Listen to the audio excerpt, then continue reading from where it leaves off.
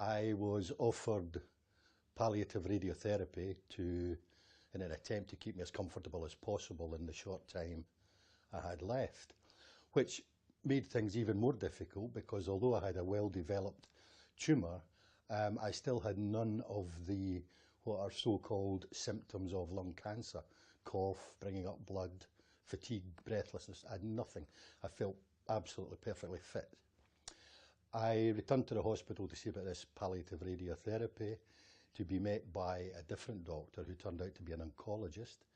And this young lady asked me if I'd be interested in taking part in an early phase clinical trial. I said, of course I will, yeah, certainly. What's a clinical trial? I had no idea. Engineering doesn't prepare you for medical science. No.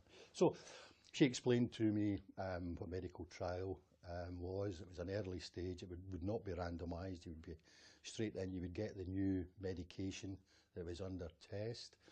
It may not help me, she says. She says, it may not help you, but she says it could help people further down the line. Which was fine. I didn't have a problem with that. But there's the selfish part of that, I suppose, is there's always a little, perhaps there's a little straw there that will help me. Fortunately, there was, and the 6 months of chemotherapy proved to be have a positive effect. At the end of it, my consultant said, your tumour is now the size of a bird's egg.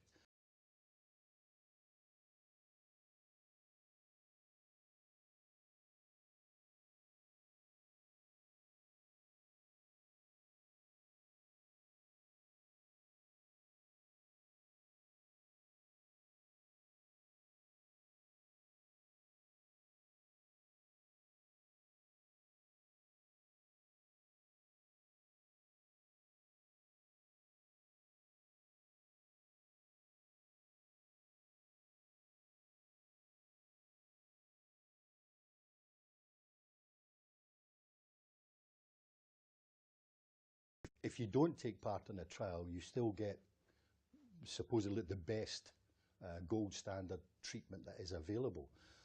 But there are benefits to take part in the clinical trial. Even if you take part in a randomised trial and it does end up that you get the standard treatment, you still get, the monitoring is I wouldn't say better, but there's more of it.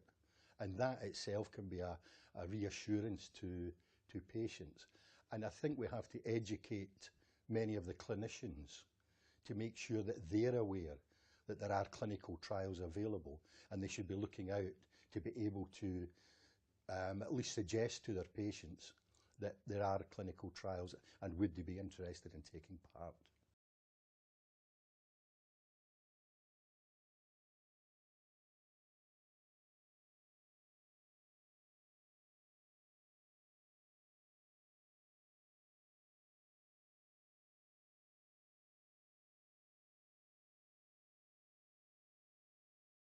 So I had 13 sessions of radiotherapy, the end of which registered disabled, medically retired, unable to work, but alive, and with a quality of life which was very acceptable to me, considering the prognosis I'd been given.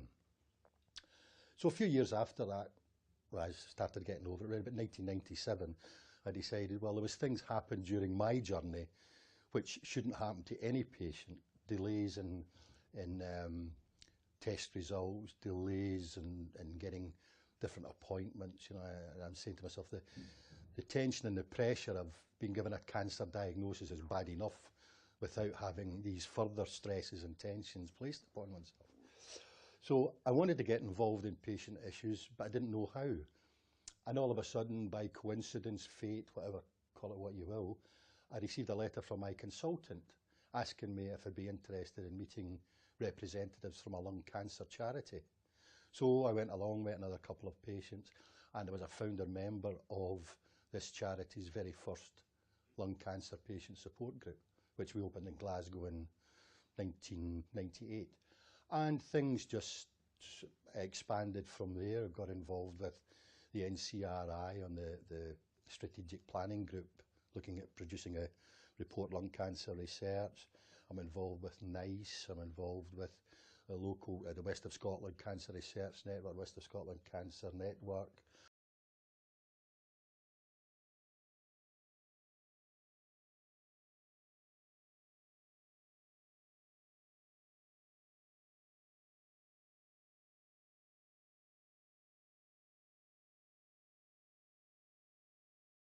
I think I've been coming to these the NCRI conferences, I think, since 2006.